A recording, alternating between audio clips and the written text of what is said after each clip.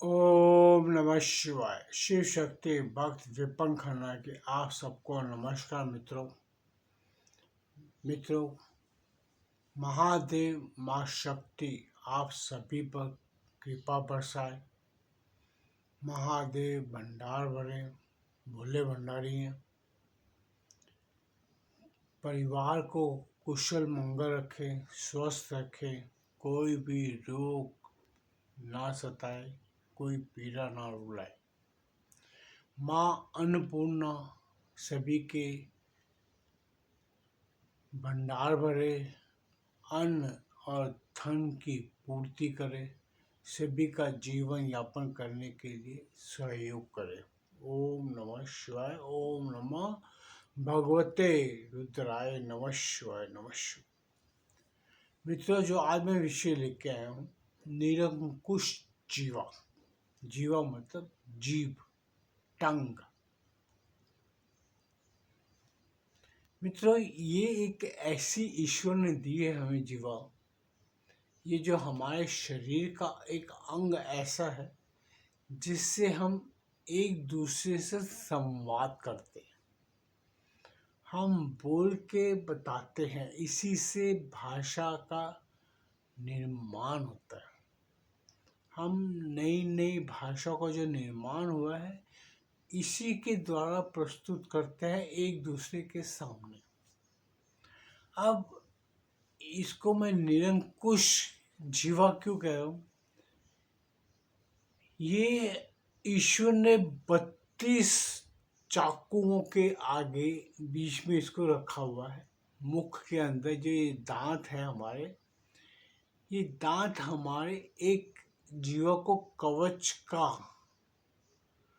कवच के अंदर रखते हैं कि एक संभालने वाली चीज है और इसके अंदर कोई हड्डी नहीं है, फ्लेक्सिबल है, नर्म है, सब कुछ है।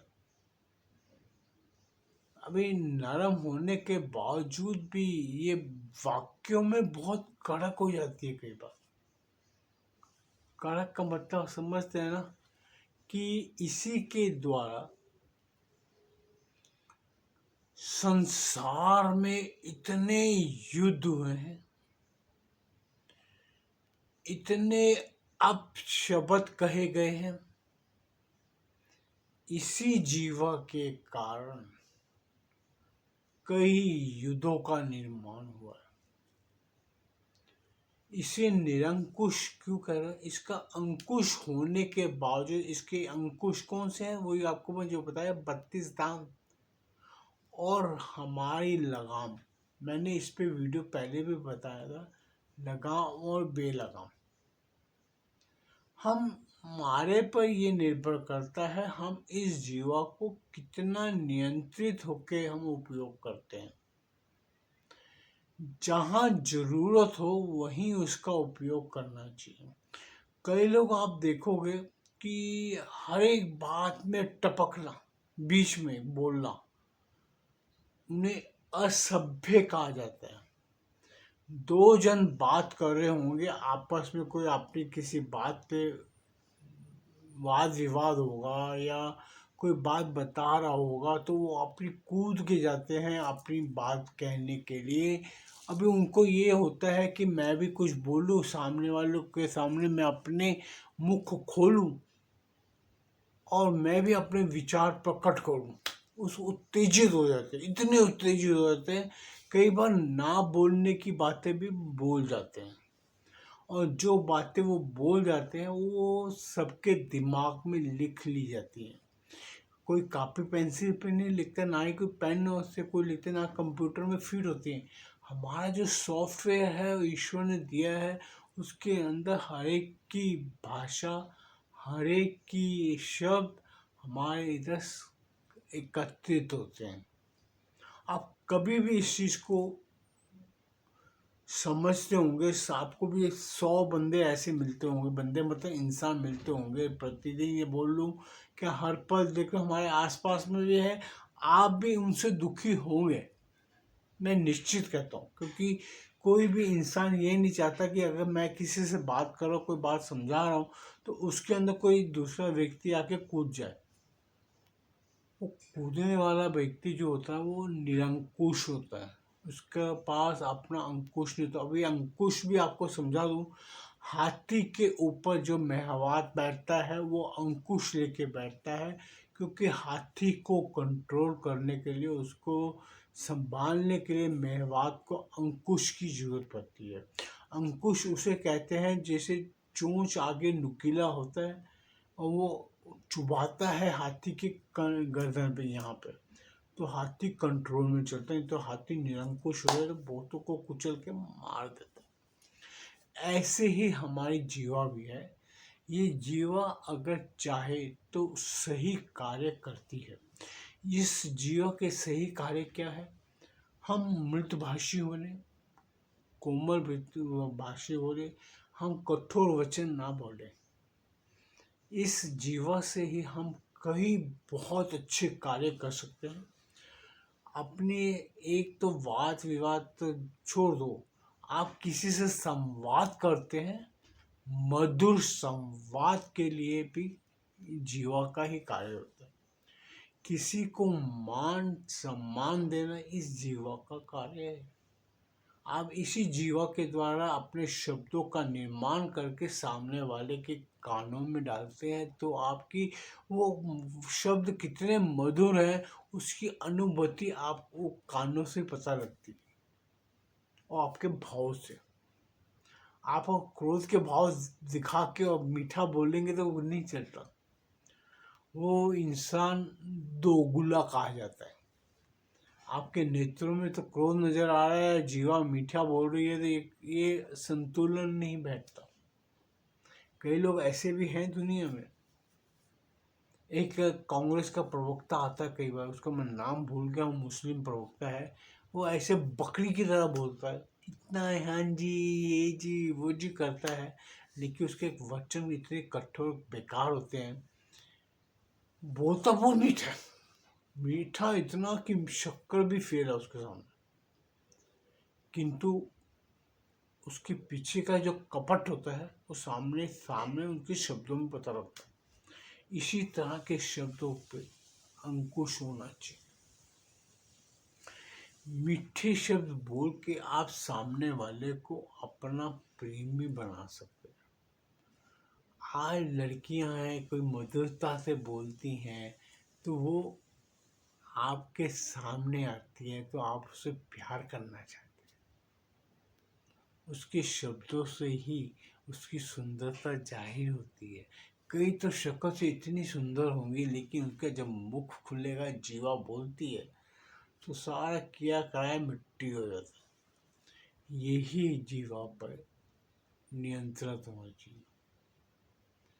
आपका स्वभाव, किसी का भी, आपका किसी का भी स्वभाव उसकी जीवा पर निर्भर करता है। वो कैसे करता है कि जो शब्द आपका मस्तिष्क, आपका हृदय अंदर से निकालता है, वो जीवा के थ्रू ही बाहर आता है। और उसी से पता लगता है कि आप क्या कहना चाहते हैं, क्या करना चाहते हैं, और किस तरह का आपका स्वभाव है। इस पे अंकुश होना ही हमारे लिए सबसे ज्यादा लाभप्रद है। हमारे यहाँ पे व्रत रखे जाते हैं। आपको सबको पता है, हमारे आज से नहीं, जब से सनातन का जन्म, बोलो कि ब्रह्मांड बनने से तक के साथ ही सनातन का शुरुआत हो गई, इसका निर्माण हो गया था। सनातन धर्म में व्रत रखे जाते हैं अपने आप को नियंत्रित करने के लिए। कोई बेचारा गरीब भूखा व्रत रखे तो उसका कोई मायने नहीं रहता, क्योंकि उसको प्रकृति ने भूखा भेज दिया। वो क्या खाएगा, क्या व्रत करेगा, वो उस बेचारे को मैं कुछ कहता ही नहीं। व्रत उनके लिए है जिनके पास भरपूर खाने के लिए है। लेकिन इन व्रतों में सबसे महान व्रत जो गिना गया है उसे मौन व्रत कहते हैं। हमारे यहाँ मौनी अमावस्या आती है, मौनी एकादशी आती है, कि मौन रहना, एकादशी के व्रत के अंदर भी मौन रह के करना। कुछ बोलना नहीं, एक अल्फाज नहीं निकलना चाहिए। और कई लोग 15 दिन में एक बार, मतलब वो पक्ष के साथ उत्तर या दक्षिण पर जो भी करते रहते हैं, तो उसी हिसाब से वो व्रत भी करते हैं। जैसे एकादशी का हो गया, कोई प्रदोष व्रत करता है, कोई अष्टमी का करता है, कोई नवमी का करता है। वो एक दिन निर्धारित करते हैं कि उस दिन मौन रहते हैं, वो एक अल्फाज भी मुश्किल निकालेंगे। बहुत से लोग मिले, उससे क्या मिलता है, आपकी जो अंतर आत्मा को एनर्जी मिलती है, शक्ति मिलती है। एक दिन का मौन आपकी आत्मा को इतनी शक्ति प्रदान करता है जितनी शक्ति आपको कितने महीनों सालों की तपस्या से नहीं मिलती, वो एक दिन की मौन व्रत से मिलती है। इसका आप समझो अहमियत कितनी अच्छी है। उस मौन व्रत के अंदर आप ईश्वर का भी नाम जो लेना है, जपन भी करना है, तो आपको अपने अंदर से करना पड़ेगा। उसमें आपके दो फायदे होते हैं। एक, आप किसी से बात नहीं करते, आप अपने अंदर को झांकते हैं। उस दिन आप मौन जब रहते हैं, आप अपने अल्फाजों, अपने शब्दों के ऊपर इतना अंकुश लगा देते हैं कि आप जो बोलना चाहते हैं, अपने भीतर से बोलना चाहते हैं, वो कई लोग तो इशारों में बात करते हैं, इशारों में भी नहीं, उसके लिए स्वीकृति नहीं मिलती मौन व्रत में। मौन व्रत ये होता है शांति से उस आपने जो सागर हमारे अंदर चलता है, शब्दों का, वाक्यों का, हमारी सोच विचारों का, शब्दों का जो तूफान होता है, उसको शांत करने के लिए। वो जो शांत होता है तो हमारी आत्मा भी संतुष्ट होती है, उससे हमारा जो सोचने की स्मरण शक्ति है वो बढ़ती है। इसीलिए मौन व्रत अति आवश्यक है। कम शब्दों का नियमित उपयोग करने वाला इंसान ना भी मौन व्रत करे, उसका अपनी जीवा पे अंकुश रहता है। अब मैं इसके दुष्परिणाम कई बताता हूँ। द्रौपदी का किस्सा तो दुनिया जानती है।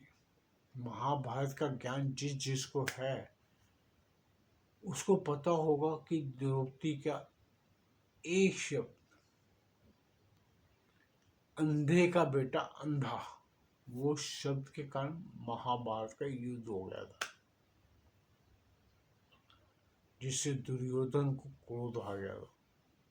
उसने सबक सिखाने के लिए द्रौपदी को निर्वस्त्र करने की कोशिश की थी पूरे अपना दरबार में। ये तो कथा सब जानते हैं, इससे सभी परिचित हैं। दुर्योधन का और हमारे शकुनी मामा का मिल मिलाकर ये जो प्रचंड रचा था उन्होंने माँ द्रौपदी को नग्न करने का, उसको तो भगवान श्री कृष्ण ने बचा लिया। किंतु वही शब्दों के बाण जो द्रौपदी ने उस टाइम पे चढ़ाए थे दुर्योधन के ऊपर, तो उसी का असर था कि वो महाभारत का युद्ध का निर्माण हो गया। आज की तारीख में भी आपके पास एक ऐसा एग्जाम्पल है, आपके सामने ही है। आज की तारीख में पिछले 6 साल भर पहले आपने देखा होगा, हमारे प्रधानमंत्री मोदी जी ने अमेरिका के राष्ट्रपति को जवाब देना बंद कर दिया था। उसके फोन भी नहीं उठाते थे, क्योंकि उसने झूठ बोल के, अपशब्द बोल के, एक जो कार्य उसने किया ही नहीं युद्ध विराम का, वो कार्य के लिए खुद को नोबेल पुरस्कार लेने के लिए उसने सारी ये रचना रची। आज ये ट्रंप को कौन नहीं जानता। आज की तारीख में मेरे हिसाब से पूरे दुनिया संसार में ट्रंप सा झूठा नेता कोई नहीं है। वो कब क्या बोलेगा, क्या किधर बोलेगा, वो कोई नहीं जानता। उसकी आज इतना बड़ा राष्ट्र अध्यक्ष होने के बावजूद, इतने बड़े देश का राष्ट्र अध्यक्ष होने के बावजूद भी उसका अपनी जीवा पे अंकुश नहीं है। जिसका अंकुश नहीं होता, जिसकी जीवा का महत्व नहीं होता, महत्वहीन शब्द बोलने वाले इंसानों का क्या हर्ष होता है, उसके लिए ट्रंप सबसे बड़ी मिसाल है आज की तारीख में। बाकी तो हमारे इधर के भी नेता पलटी मारने में 2 मिनट नहीं लगाते, बहुत से हैं। अब आप ही के सामने हमारे देश में जो श्रीमान राहुल गांधी जी को तो आप सभी जानते हैं, जिन्हें तो पप्पू को खिताब मिला है। उसे शर्म नहीं आती पप्पू बोलने कहने में, लेकिन उसके पास अपने शब्दों का सिस्टम ही नहीं है। वो क्या बोलता है, उसे क्या बुलाया जाता है, इसको क्या करता है, उसको कोई फर्क नहीं पड़ता। आप देखो, वो प्रधानमंत्री बनना चाहता है देश का, 140 करोड़ लोगों पर राज करना चाहता है। वो परिवार अपने आप को बोलता है कि हम राजा पैदा हुए, लेकिन जीवा पे अंकुश नहीं है। वो कब क्या बोलेगा, कभी आंखें मारता है संसद में बैठ के, कभी कुछ करता है। आप ये सोचो कि उसके पास अपने खुद के शब्दों पर नियंत्रण नहीं है। तो जिस इंसान का अनियंत्रित भाषा बोलने वाला इंसान कभी भी महान कार्य नहीं कर सकता। अगर वो बन भी जाएगा, मैं आपको लिख के देता हूँ, मेरी बातों को शब्दों को समझ के चलना। अगर आप उसको कभी से गलती से, जो कांग्रेसी सोच रखने वाले हमारे देश में बहुत से लोग हैं, जो कांग्रेस का कुत्ता भी खड़ा होगा उसको भी वोट दे देंगे। वो उनको भी फर्क नहीं पड़ता राहुल गांधी क्या बकबक करता है, किसी को कोई फर्क नहीं पड़ता। वो सिर्फ बीजेपी से दुश्मनी निकाल लेते हैं। अगर उनके कहने के मुताबिक अगर राहुल गांधी को कभी प्रधानमंत्री बना तो सोचो देश का क्या हाल कर देगा। जिसका ऑपोजिशन लीडर होके एलओपी होने के बाद भी ये हालत है, तो वो पीएम बनने के बाद क्या हाल करेगा देश का, कभी सोचा इस चीज को? ऐसे बदजुबान इंसान को अगर आप देश का प्रधानमंत्री बना देंगे तो आप क्या जिएंगे, क्या आपके आगे आने वाली जनरेशन भुगतेंगी, वो तो आप जाने, आपका कर्म जाने। ये तो हमारे लोगों का नसीब बहुत अच्छा है जो 2014 में मोदी जैसा नेता हमें मिल गया, जो देश को आज इस पोजीशन में ले आया। क्योंकि मोदी के अपने शब्दों पर कितना नियंत्रण है, आप कभी नोटिस करके देखो। वो जब बोलता है तो उसकी शब्दों की वैल्यू गिनी जाती है पूरे वर्ल्ड के अंदर, हिंदुस्तान छोड़ दो, पूरी दुनिया के अंदर, पूरे संसार के अंदर उसके शब्दों की वैल्यू है।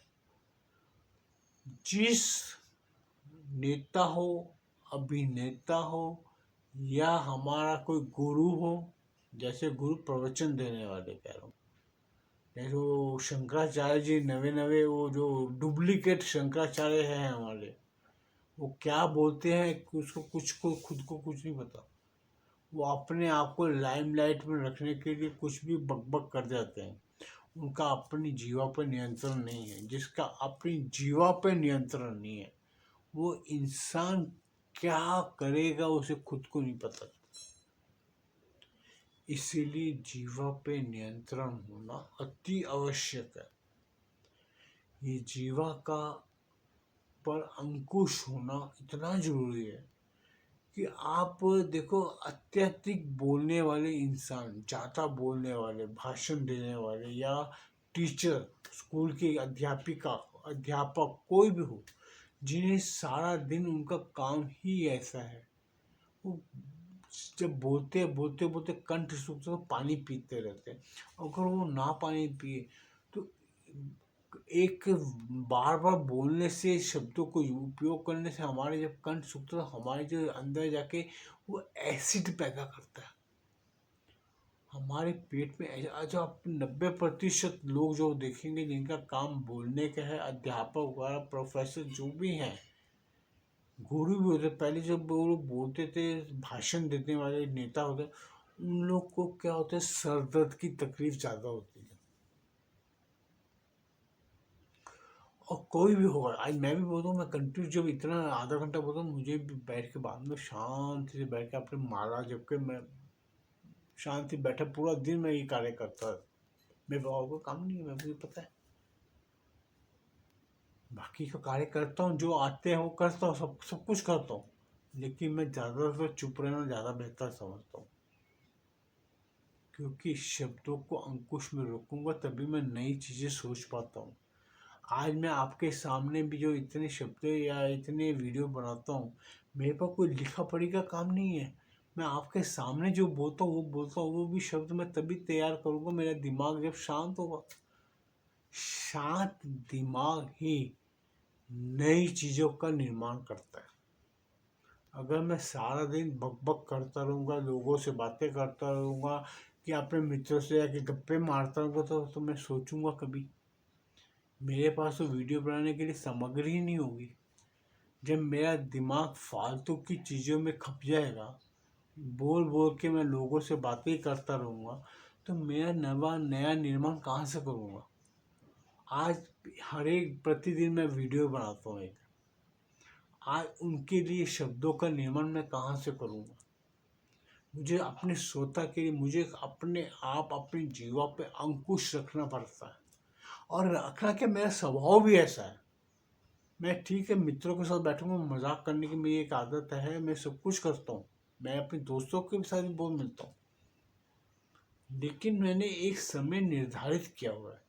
अगर मैं शाम को 6 से लेकर 8 बजे तक मैंने वो समय रखा हुआ है, मैं अपने जो मित्रों से भी मिलता हूँ, भगवान के मंदिर भी जाता हूँ, सब कुछ करता हूँ। मेरा 6 से 8 बजे का टाइम मैंने पूरा फिक्स रखा हुआ है, उस बीच में मैं कहीं और नहीं जाता। मेरे मंदिर जाना आधा पौना घंटा, 7 बजे तक मंदिर रहता हूँ, 6 से 7। उसके बाद में अपने मित्रों से मिलता हूँ, बातें करता हूँ। हाँ, ये भी है, मुझे ज़्यादा बीच में कूदने की आदत नहीं है। कोई बातें कर दे मैं सबकी सुनता जरूर हूँ, क्योंकि लोगों की बातें सुनने से मुझे नए नए आइडिया आते हैं, नए नए मेरे अंदर की जो ग्रंथियाँ हैं वो कार्य करती हैं, नए नए शब्दों को पकड़ता हूँ, उन्हीं शब्दों से मुझे कई बार कई वीडियो को कॉन्सेप्ट मिल जाते हैं। इसीलिए दूसरों की सुनने से बहुत फायदा भी होता है। अगर मैं अपनी ही बोलता रहूँगा तो सामने वालों को क्या सुनूंगा? जब सुनूंगा नहीं तो नए शब्दों का निर्माण कैसे करूँ? नई अपनी सोच कैसे बनाऊंगा? यही ज्ञान मिलता है हमारे आसपास से। अगर आप अपने आप पे अंकुश, अपनी जीवा पे अंकुश नहीं रखेंगे तो आपके पास नए विचारों का आगमन नहीं होगा। नए विचारों को स्वीकार करने के लिए आगमन जब भी होगा जब आप दूसरों को सुनेंगे। यही सत्यता की राह है दोस्तों। इसीलिए अपने शरीर पे अंकुश होना चाहिए पहले, उसके बाद अपनी जीवा पे अंकुश होना चाहिए। निरंकुश जीवा किसी काम की नहीं है, वो सिर्फ आपके झगड़े निर्मित करेगी। अंकुश वाली जीवा, आपके शब्दों को अंकुश में रखोगे तो आप सही शब्दों का उपयोग कर पाओगे। अब मैं एक चीज़ और बताता हूँ, अगर आपके कुछ बोलने को बहुत दिल कर रहा है, कभी कभी होता है कि कुछ बात करूँ किसी से, कोई मेरे को मिल जाए, तो मित्रों एक कार्य बहुत अच्छा बताता हूँ आपके लिए फायदे का। आप भगवान राम को पूछते, आप श्री कृष्ण को पूछते, शिव को पूछते हैं, तो सीधी बात है 2 मिनट बैठ के ओम नमः शिवाय बोलो, ओम नमः शिवाय, ये जाप कर लो, आपको संतुष्टि मिलेगी, आपकी आत्मा का बल बढ़ेगा। या राम को बोलो जय राम श्री राम जय राम जी, जय राम सिया राम राम राम जी, हरे कृष्ण कृष्ण कृष्ण जी, राधे कृष्ण राधे कृष्ण जी।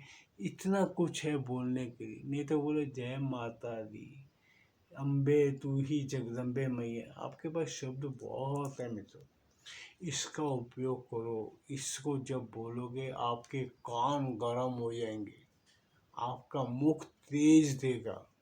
कभी करके देखो, इनका अपनी जीवा का उपयोग इसके लिए करो। जिस दिन आप अपनी जीवा का उपयोग इसी कार्य के लिए करेंगे तो आपके अंदर कुदरती प्राकृतिक जो तेज पैदा होगा, जो आपके अंदर की जो एनर्जी पैदा होगी उससे आपके कई रोग ठीक होते हैं। हाँ, अपने सच्चे हृदय से उस वाणी को निकालो। आपके अंदर ये वाणी भरी पड़ी है, उसको निकालो कि उस दिन आप सही में इंसान या सही में वो जो मानव जीवन आपका है वो पार लगता है। हमारी जीवा का सही उपयोग ईश्वर की स्तुति करने के लिए हो, ईश्वर का भजन करने के लिए हो। क्या करोगे लोगों के फटे में हाथ डाल के, लोगों के फालतू की बातें करके? जीवन मिला है, इस जीवन का सदुपयोग करो। ये जीवा ईश्वर ने दी है, इसको अंकुश में रख के इन शब्दों में महादेव, माँ शक्ति, राम, कृष्ण, विष्णु, जिसका मर्जी नाम लो, उसी का भजन करो। अकेले बैठे हो, कोई नहीं आपके पास, चार दीवारी भी हो तो आपको अकेले का अनुभव नहीं होगा, आपको डर नहीं सताएगा, कोई रोग नहीं रुलाएगा। नाम लो, श्री कृष्ण नाम, हरे कृष्णा हरे रामा जपो। यही है सत्यता। अपने शब्दों का अंकुश लगाने की जरूरत नहीं पड़ेगी, जितना मर्जी बोलो। ये शब्दों को जब बोलोगे, ये मंत्रों को जब बोलेंगे तो आपके अंदर से ऊर्जा उत्पन्न होती है। आप कई बार भगवान की फोटो के पीछे जो तेज गोला देखते हैं सूर्य, वो तेज गोला वही है कि जो तेज तो आपके अंदर से बाहर सबके अंदर लगा, भगवान ने सबको दिया वो चीज़, वो आप भी पैदा कर सकते हैं। कि आपके अंदर वो शक्ति पैदा करने के लिए पहले इन मंत्रों का उच्चारण करो। सो दोस्तों, मैं यहीं पे अपनी वाणी को विश्राम देता हूँ। ज़्यादा लंबी भी हो जाएगी तो फिर आप भी बोल के साथ खुद बकबक कर रहा है और हमको बोलते हैं कि अंकुश रखो।